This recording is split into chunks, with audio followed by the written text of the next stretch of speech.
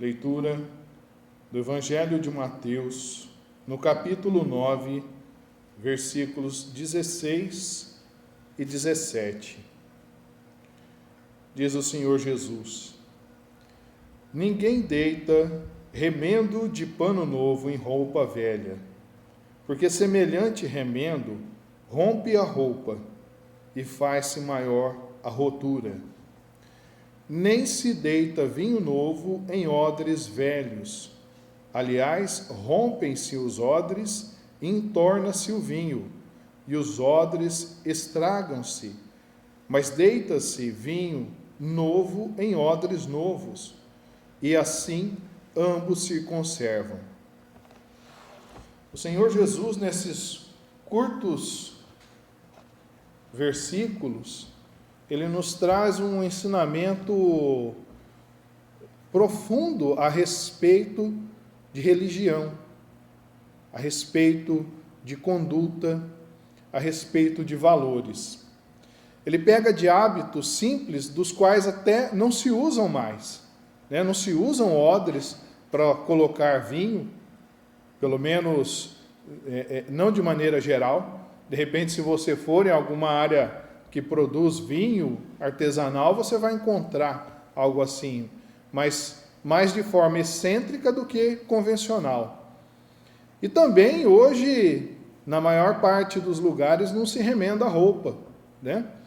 Ele pega dois hábitos que até pouco tempo atrás eram comuns para ensinar-nos, né? E que agora já não são mais, a respeito das coisas celestiais, das coisas eternas. Ele diz que não se pode colocar um remendo de pano novo em uma roupa velha, porque pela resistência desse tecido novo, ao ser costurado no velho, mais frágil, ele vai fazer o rompimento maior do que o rasgo inicial. E ele diz também que o vinho novo, ele tem que ser colocado num odre, né? num saco de couro, que eles guardavam os vinhos para a fermentação, para o descanso, na verdade, né? Ele já tinha sido fermentado e ainda ele precisava passar um tempo ali no odre para chegar ao ponto. E o que acontece? Quando você coloca um vinho novo num odre já usado, num odre velho, o couro não vai suportar a fermentação e ele vai se romper. E aí você perde tanto o odre quanto o vinho. Então ele diz que o vinho novo, ele tem que ser colocado num odre novo, ou seja, num saco de couro ali novo, porque assim a própria fermentação, o álcool do vinho, curte aquele couro melhor e ambos se conservam. Porque do contrário, rompe-se o odre e o vinho é jogado fora. E o que isso importa para nós? O que o Senhor Jesus está ensinando para a gente de remendo e de conservação de vinho? Isso tem pouca importância para nós, na verdade, especialmente hoje que até pouco se usa desses recursos. Ele vem falar, na verdade, irmãos, de doutrina, de ensinamento. Ele vem nos dizer que quando você pega um ensinamento novo, não vamos confundir com ensinamentos inválidos, com novidades, né? Nós vivemos numa época cheia de novidades. Muito estudo, muita coisa nova sendo trazida, e tudo que é novo passou a ter uma importância, uma relevância, como se fosse melhor que o antigo. E já vivemos o suficiente para saber que isso não é verdade. Que nem tudo que é novo é bom, que nem tudo que se afirma agora é melhor que o que era antigo. Estamos vendo, principalmente em relação à educação de filhos, à liberdade, que muitas coisas que foram pregadas até pouco tempo atrás, na verdade são prejudiciais, na verdade desconstrói o caráter e devem ser inclusive esquecidas. Se não voltar ao antigo, ao menos buscar uma nova rota, porque nem o antigo nem o novo serve. Questão, por exemplo, de educação de crianças. Antigamente, algumas pessoas agrediam crianças. Hoje, em nome de uma nova ideia, larga-se a criança à sua mercê. Então não é porque espancar não resolve, que eu também vou deixar a criança fazer o que ela bem entender. E quem educa bem os filhos, sabe que muitas vezes nem é necessária a palmada se pai e mãe têm autoridade verdadeira, se tem presença, se corrige, mas também sabe que, sendo necessário, conforme até a Escritura diz, a varinha se faz oportuna.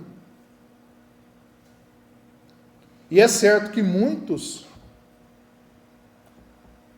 vão apanhar da vida duramente, porque não foram corrigidos. Volto a dizer, não é muitas vezes necessário, na maioria das vezes não é necessário qualquer tipo de agressão, por mínima que seja, quando pai e mãe têm a autoridade, têm a presença, têm a postura de corrigir seus filhos. Então, irmãos, diante disso, nós temos que entender o que é essa novidade. O que é que Jesus fala que vem de novo e que deve ser colocado em um odre novo? A gente fala muito a respeito de Bíblia, a gente fala muito a respeito de Novo Testamento e de Evangelho.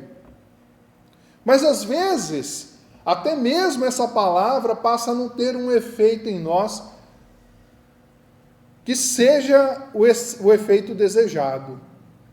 A título de nós exercitarmos aqui o pensamento de uma forma rápida e simples, irmãos, eu pergunto, o que significa evangelho? Pergunto para ser respondido mesmo. Boa nova. Algumas pessoas vão dizer assim, é a história de Jesus. Não. Evangelho é a mensagem nova trazida por Jesus. Isso é a boa nova. Habituou-se chamar os livros que narram a vida do Senhor Jesus, do apóstolo Mateus, do discípulo Marcos, do discípulo Lucas e do apóstolo João, de evangelhos, porque eles trazem a doutrina do Senhor Jesus. Mas até mesmo os ensinamentos de Paulo, que não estão contidos, que são pós-Jesus, são evangelho. É boa nova. Fala a respeito da doutrina do Senhor Jesus. É Novo Testamento. Então, essa é a novidade que importa ser considerada. E essa novidade tem quantos anos, irmãos? Quantos anos faz que ela foi anunciada a nós? Do nascimento do Senhor Jesus, pela contagem que nós temos, nascimento do Senhor Jesus, 2019 anos. Considerando o tempo que o Senhor Jesus levou para iniciar a sua missão, um pouco menos de 2000 anos. Então vamos dizer, para facilitar, que a mensagem da Boa Nova está conosco há 2000 anos. Ora, mas e o Velho Testamento? O Velho Testamento é maravilhoso, é importantíssimo na nossa vida. Mas é importante também que nós saibamos compreender que há entre o Velho Testamento e o Senhor Jesus uma transformação, uma mudança de conceitos e de compreensão que é grave e importantíssima. O Senhor Jesus não veio apenas dar continuidade. Na verdade, ele veio fazer valer a lei, a palavra, aquilo que substancialmente era contido no Velho Testamento e que tinha realmente relevância, que passou a ter significado nele, porque antes dele não tinha significado pleno.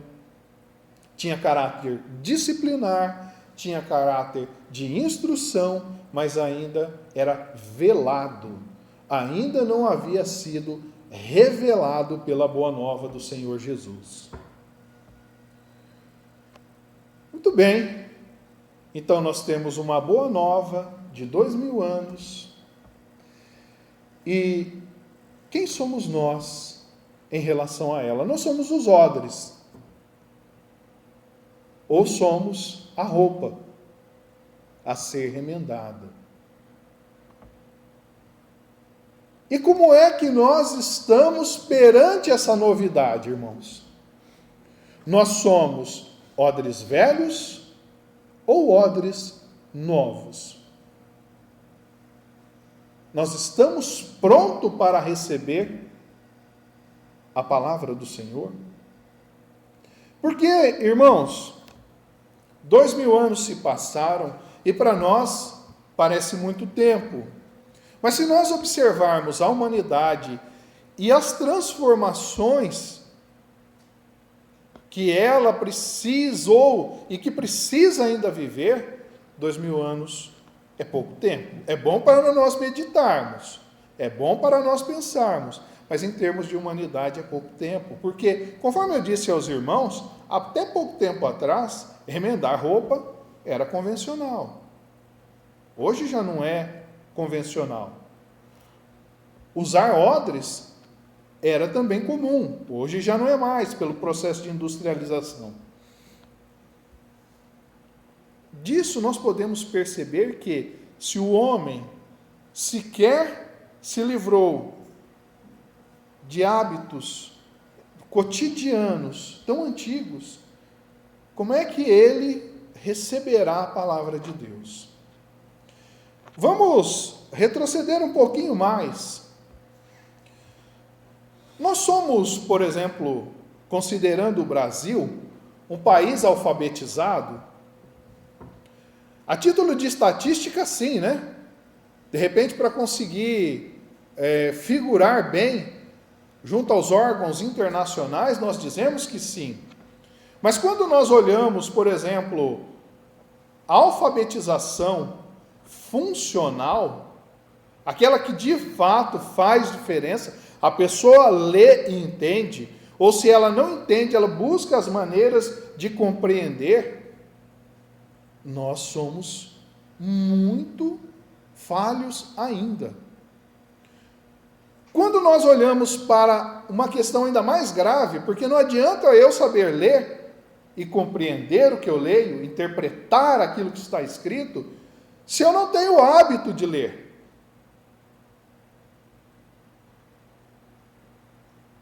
Não adianta. Não serve. É um conhecimento perdido, é uma habilidade desprezada. E como é que nós somos, irmãos?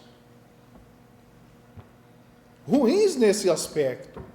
Não somos um país de leitores.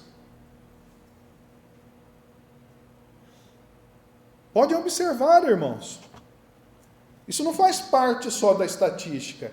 Isso é fácil de ser constatado. Perguntemos a nós mesmos o quanto eu li esse ano de jornal, de livro, ou nós que somos religiosos, da Escritura.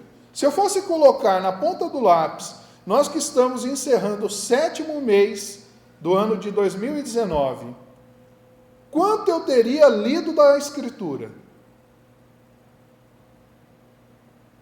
Pois bem, pouco. Pouquíssimo. Muito, muito insatisfatório e insuficiente. Incapaz, irmãos, de nós recebermos a palavra do Senhor Jesus. Mas diz a Escritura que a fé vem pelo ouvir, e o ouvir pela palavra de Deus. Então nós teríamos aí um alento, no sentido em que nós poderíamos estar ouvindo a palavra. Mas será que os 2 bilhões e 300 milhões de cristãos no mundo ouvem bem a palavra de Deus? Ou será que essa multidão, que é 1/3 da humanidade, 33% da humanidade se diz cristã, será que essas pessoas conhecem o Novo Testamento? Conhecem bem a Jesus? Ao menos a escrita, será que elas ouvem? Porque até pouco tempo atrás, a palavra era anunciada em latim. Aquilo que lá atrás, quando o cristianismo foi oficializado, foi algo bom, porque pegou das línguas originais, do aramaico, do hebraico, do grego, e passou para o latim, que era a língua do Império Romano, e assim foi levada a todo o mundo ocidental. Pouco tempo depois, passou a não fazer sentido, porque era uma língua que não era mais falada, que não era compreendida, mas a igreja insistia em anunciar a palavra numa língua que o povo não entendia. O povo não tinha acesso à leitura e quando ouvia, ouvia mal, ouvia sem compreender. E isso foi, irmãos, até pouco tempo atrás. Até recentemente no Brasil, e houve até algum ensaio há pouco tempo, da palavra ser anunciada em latim. As pessoas não sabem a língua nativa. Eu tenho um amigo sírio que está no Brasil há algum tempo, né? Casou-se, está aqui, tem filho, e ele fica indignado, porque nós que somos brasileiros não sabemos a nossa própria língua. As pessoas vão conversar com ele, e ele que teve que estudar para aprender o português, não entendia o que as pessoas estavam falando. Imagina o que é isso. Nós temos resistência em aprender o que tem que ser aprendido. E gostamos de nos gabar de coisas que não têm a menor importância. Agora, imaginem, irmãos, a deficiência do entendimento de Jesus Cristo que há em nós. A palavra chega e não pode ser lida. A palavra é falada numa língua que não é compreendida 1900 e tantos anos depois de Jesus. Pois bem, mas graças a Deus houve todo um trabalho, uma reforma, uma transformação em que a palavra de Deus já há mais de 500 anos é traduzida para a língua nativa do povo. Às vezes a gente pega aqui o tradutor, né? João Ferreira de Almeida, parece que ele nasceu ali em Lisboa esses dias, né? Não, ele é de 1600 e pouco. Ele fez esse trabalho especial para nós há séculos. E está aqui para nós. Mas nós não temos o hábito nem o esforço de ler, de conhecer. E é triste, irmãos, porque O trabalho religioso não é fácil. É difícil você alcançar os corações. Especialmente quando você vai falar das coisas celestiais, dos valores eternos. Porque, em nome da liberdade, as coisas seculares têm um espaço, têm uma concorrência desleal com aquilo que é santo. Ganham prioridade. E em meio a isso, o que nós vemos, irmãos? Que as religiões, em nome de arrebanhar crentes, em nome de arrebanhar pessoas para a igreja, vão aceitando tudo. Cultos estranhos, aonde nosso Senhor Jesus deixa de ser predominante. Cultos do passado e do presente que não tem relação alguma com a Escritura. E ainda assim, há resistência. Então o que acontece? Surgem homens show. São showmans que vão, teoricamente, anunciar a palavra de Deus. Vão arrebanhar, mas não anunciam a palavra de Deus. Porque se transformam em atores, se transformam em figuras que atraem o povo. Mas não para Cristo, atrai para Ele. Fica preso nisso. E outros, irmãos, atraem pelo interesse secular. No estudo hoje da palavra nós falávamos sobre isso.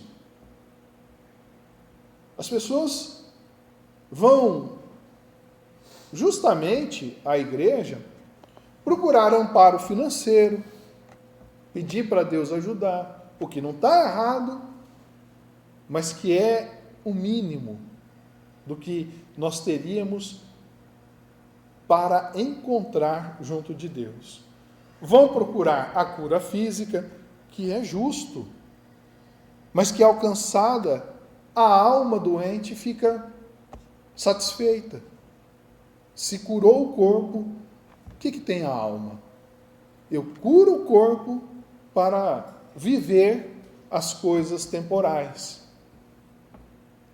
Vão em busca de ajustar o relacionamento familiar, que é justíssimo, importantíssimo,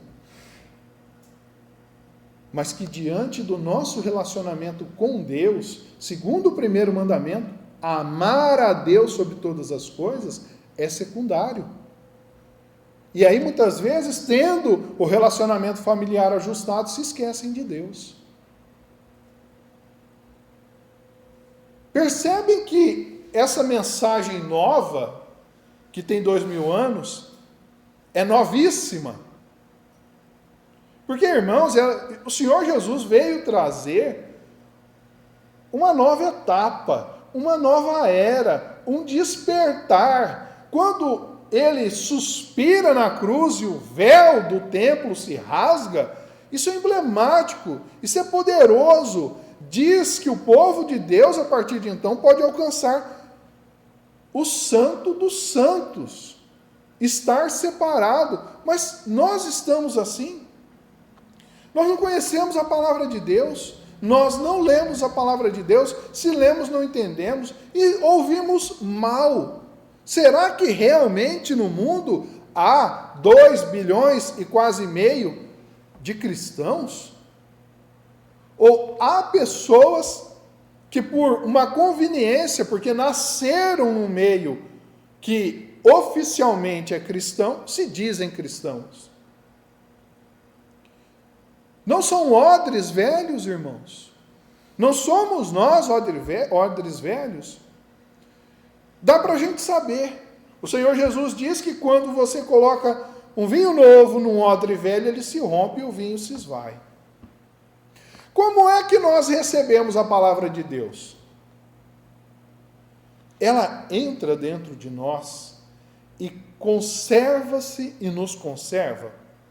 Ou nós nos escandalizamos da palavra de Deus e rasgamos e desperdiçamos aquilo que foi colocado em nós?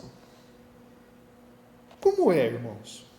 Qual que é a nossa relação com Cristo? Porque ainda também é difícil aos homens compreender que Ele está presente em espírito, que o Espírito Santo fala a cada um de nós intimamente, de uma forma muito poderosa, mesmo que o Senhor Jesus não esteja presente fisicamente ou representado por um símbolo qualquer. As pessoas ainda fazem questão da imagem, fazem questão que o ambiente físico, o templo, tenha uma representação. Por exemplo, se o teto for baixo, é um lugar que é tímido. As pessoas gostam dos templos suntuosos que levam a impressão de grandiosidade e poder. Qual foi o templo que Jesus pregou? Foi a planície, foi a montanha, foi pelo caminho, foi na plantação de trigo. Em qual templo ele foi rejeitado, irmãos? No templo de Salomão, o qual ele disse que ele destruiria, que não ficaria pedra sobre pedra, e que reergueria em 3 dias. E assim o fez. Mas quem é que entra nesse templo novo? Quem aceita que não é necessário toda essa composição exterior? Que a nossa ida à igreja para receber a boa nova tem um propósito celestial. Não apenas para o depois da morte física. O depois da morte física é importante ser compreendido como uma verdade da nossa existência eterna. Mas a vida eterna é compreendida também na nossa existência material. Se é eterno, agora já é.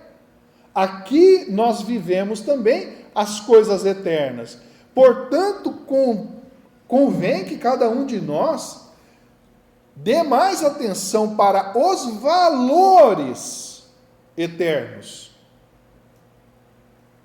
Compreendem? As pessoas confundem isso. Não, eu tenho que pensar na vida após a morte. Sim.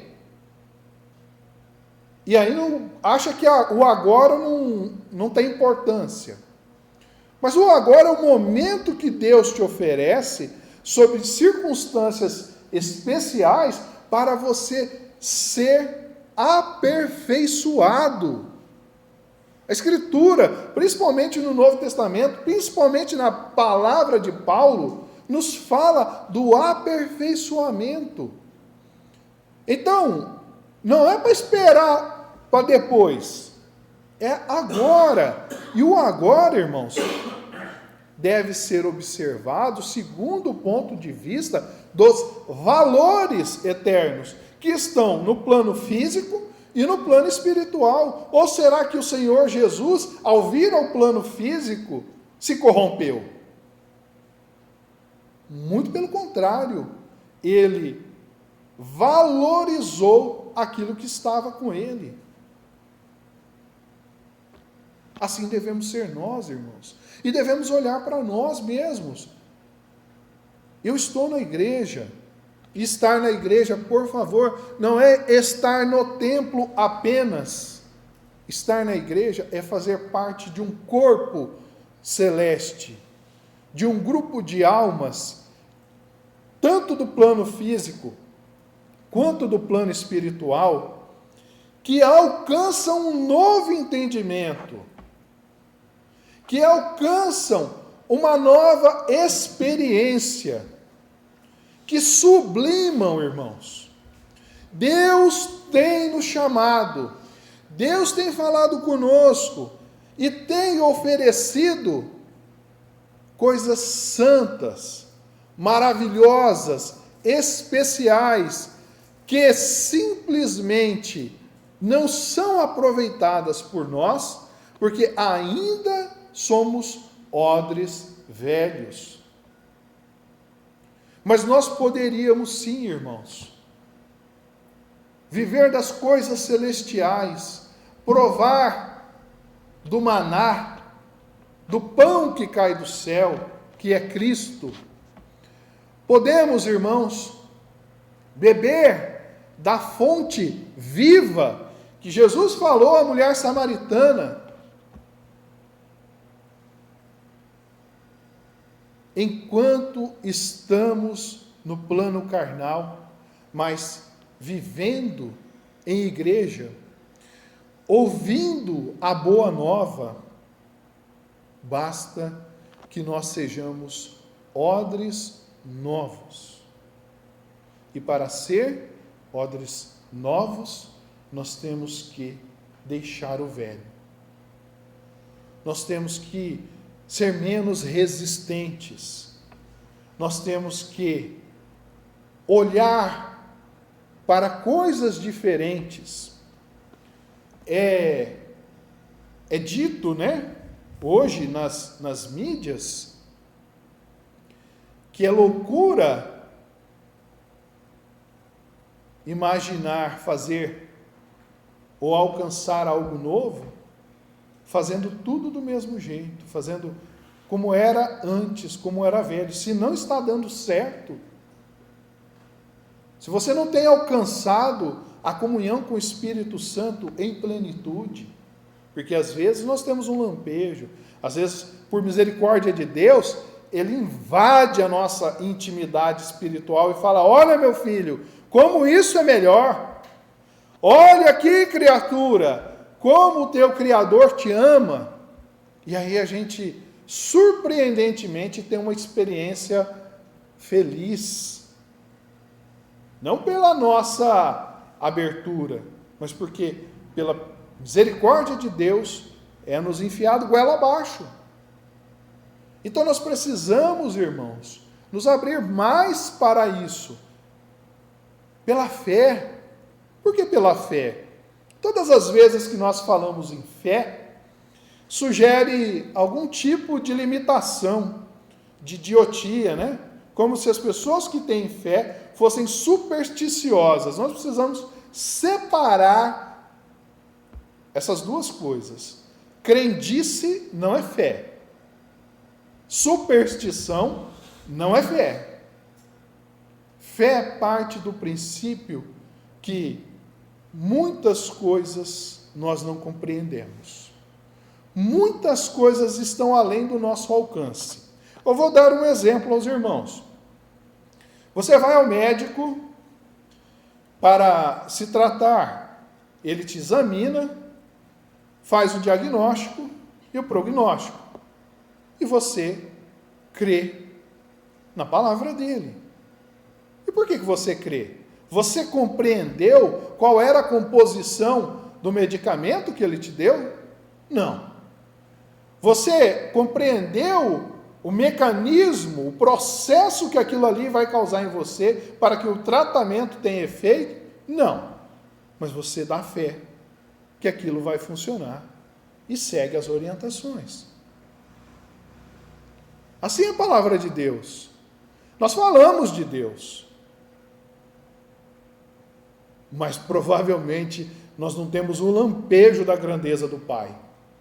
Nós falamos do Senhor Jesus, mas homens como Paulo, como Pedro, como Mateus, como os apóstolos, como discípulos caros, não compreenderam Ele.